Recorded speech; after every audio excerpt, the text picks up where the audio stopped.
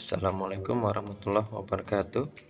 Sahabat semua, hari ini saya ingin berbagi informasi tentang penggunaan literasi digital secara aman dan beberapa hal yang terkait dampak positif dan negatif menggunakan teknologi secara aman. Teknologi adalah bagian penting dalam kehidupan kita saat ini. Pada konteks ini, amankan semua akun dan data atau menjaga privasi. Kunjungi situs yang terpercaya dan tidak sembarang klik link yang tersedia. Hindari hoax, menyebarkan informasi yang positif. Gunakan seperlunya literasi digital ini atau teknologi digital. Hampir semua aspek menerapkan teknologi untuk memudahkan berbagai aktivitas. Salah satu teknologi yang berkembang sangat pesat sekarang adalah teknologi komunikasi. Berbagai temuan dan inovasi pada teknologi komunikasi telah membawa kita ke peradaban baru. Dilihat dari sisi positif, tentu banyak hal-hal yang menimbulkan kebaikan dari perkembangan teknologi saat ini. Misalnya, menghubungkan orang di seluruh dunia dengan menggunakan aplikasi Zoom, misalnya Google Meet, email, dan sebagainya macam jenis yang bisa menghubungkan kita ke banyak orang. Penyebaran informasi lebih cepat. Selain itu, wadah untuk menambah pengetahuan dengan membaca berbagai informasi yang tersedia secara digital, secara langsung maupun tidak langsung akan memberikan informasi kepada kita sehingga kita memiliki wawasan yang lebih luas dari sebelumnya. Munculnya media sosial untuk publikasi. Misalnya, pada karya ilmiah ada jurnal, FB, Telegram, dan sebagainya macamnya. Selain itu, literasi digital atau teknologi digital ini menjadi media untuk komunikasi. Sarana berbagi dan menyimpan file seperti Google Drive.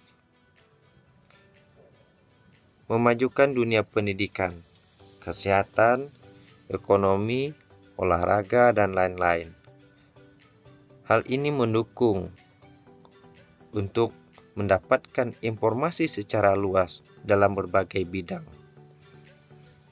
Tidak menutup kemungkinan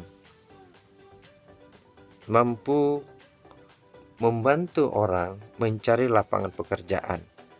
Kalau semula orang melihat di berbagai media koran, dan hari ini dalam waktu yang sekejap orang bisa mendapatkan informasi tentang lowongan pekerjaan misalnya.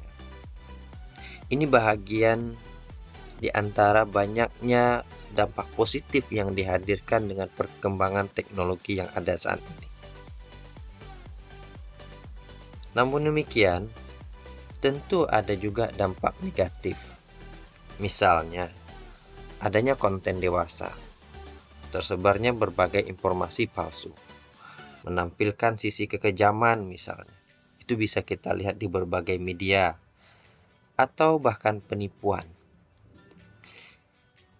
Dilihat dari aspek yang lain, kalau kita cermati lagi, ternyata ancaman pelanggaran hak kekayaan intelektual itu sangat memungkinkan terjadi karena akses data yang mudah dan menyebabkan orang pula mudah melakukan plagiat atau melakukan kecurangan.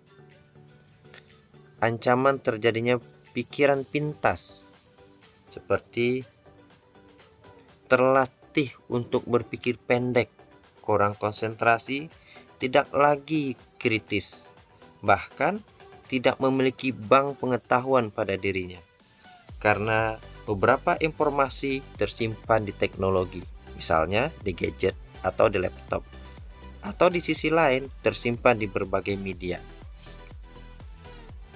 Selain itu, ancaman penyalahgunaan pengetahuan itu sangat berpotensi dalam melakukan tindak pidana seperti menerobos sistem perbankan dan lain sebagainya. Di sini dapat menurunkan moralitas. Di sisi lain, munculnya tindakan cyberbullying, penyebaran berita hoax, ujaran kebencian, dan konten pornografi yang dinilai cukup meresahkan. Bisa kita lihat gambar-gambar ini yang memiliki isyarat dampak negatif. Misalnya seperti tadi bullying atau munculnya hacker yang dapat merusak atau mengganggu keamanan situs atau jaringan. Di sisi lain juga dapat terjadinya plagiat terhadap data-data yang kita miliki. Lalu cara mengatasinya seperti apa? Lantas apa yang mesti kita lakukan dengan perkembangan teknologi yang saat ini terus berkembang? Di sini perlu kita tekankan, perlu adanya peran orang tua ketika berada di lingkungan keluarga. Di sisi lain, pemerintah maupun lembaga juga harus turut andil. Dan yang tidak kalah pentingnya adalah kembali kepada individunya. Kalau kita lihat kembali, pendampingan sudah maksimal. Namun kalau individunya bisa saja melakukan kecurangan atau ngibul, istilah lain, di luar konteks atau dampingan orang tua, ia melakukan hal-hal yang tidak kita harapkan, yang pada akhirnya dapat menimbulkan dampak buruk. Kita lihat dari aspek yang lain. Era digital memang harus kita sikapi dengan serius agar teknologi yang terus berkembang saat ini bisa kita kuasai dan kita kendalikan dengan baik dan membawa manfaat bagi kehidupan, baik secara individual maupun secara umum atau kelompok. Pendidikan harus menjadi media utama untuk memahamkan kepada semua elemen dan memperlakukan teknologi dengan baik dan bijak.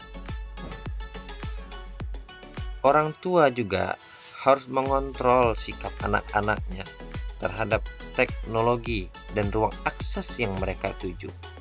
Ini lagi-lagi penting. Orang tua harus mengawasi.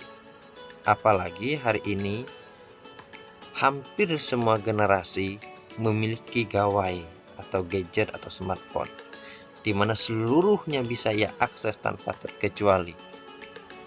Selama ada ruang internet atau paket yang tersedia, maka hal itu sangat berpotensi ia bisa menelusuri banyak hal.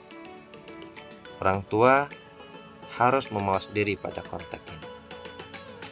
Pemerintah juga harus melakukan pembatasan atau kontrol dan kajian yang mendalam tentang penggunaan digital ini dalam berbagai bidang seperti politik. Kita dapat membaca banyak hal yang hari ini menyisakan berbagai politikan yang telah lalu.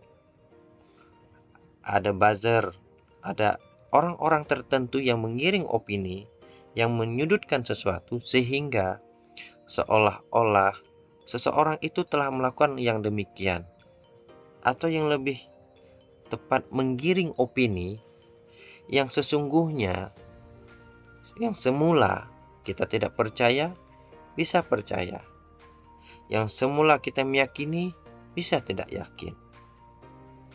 Tak terkecuali juga berlaku pada ranah ekonomi, sosial budaya, pertahanan maupun keamanan serta teknologi informasi yang ada saat ini. Jadi lagi-lagi, ini perlu disikapi secara bersama-sama.